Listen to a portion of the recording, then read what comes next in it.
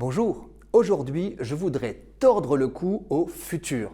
Non pas à l'avenir, rassurez-vous, mais à l'usage du futur en conjugaison. Plus je vieillis, plus l'utilisation du futur dans nos paroles et nos écrits me paraît contestable, à la fois douteux et suspect. Douteux parce que personne ne peut prévoir l'avenir, à coup sûr, suspect parce que personne ne doit le prédire. Comme les musulmans qui concluent leur projet d'un prudent Inch'Allah, si Dieu veut, les chrétiens ont la belle expression « à la grâce de Dieu », aveu d'humilité devant ce qui peut advenir et contredire nos projets les plus légitimes, nos prévisions les plus sages, mais aussi appel à la providence. Mieux vaut envisager le futur au conditionnel. Le futur est surtout délétère quand il nous transforme en augure. Leur couple ne tiendra pas, elle ne s'en sortira jamais. De la prédiction fataliste à la menace, il n'y a qu'un pas. Tu vas voir ce que tu vas voir. Et gare à la prédiction auto-réalisatrice. Trop de médecins parlent en devin. Grâce à l'IRM cérébral, affirme tel grand réanimateur, je sais à coup sûr que certains patients ne se réveilleront jamais ou avec de lourdes séquelles. Et hop, joignant le geste à la parole, on a tôt fait de fabriquer cet avenir que l'on vient de prédire en cessant toute réanimation. Et puis pourquoi ne pas tuer celui dont on prédit le prochain décès? On se justifiera ensuite, de toutes les façons, il allait mourir.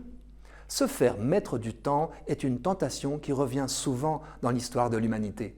Exit Nostradamus, c'est désormais la science qui s'en mêle avec la médecine qui se veut prédictive, au risque d'entrer dans des compulsions fatalistes et mortifères, sans laisser sa chance à la vie, l'inattendu, la surprise.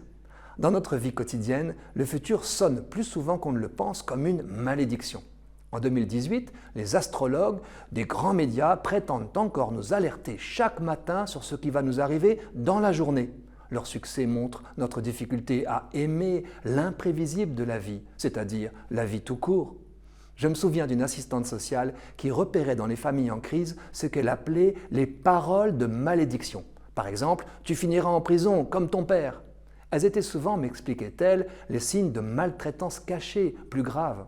Entendu quand j'étais jeune père, son témoignage m'a mis en garde contre l'abus d'un certain futur en éducation.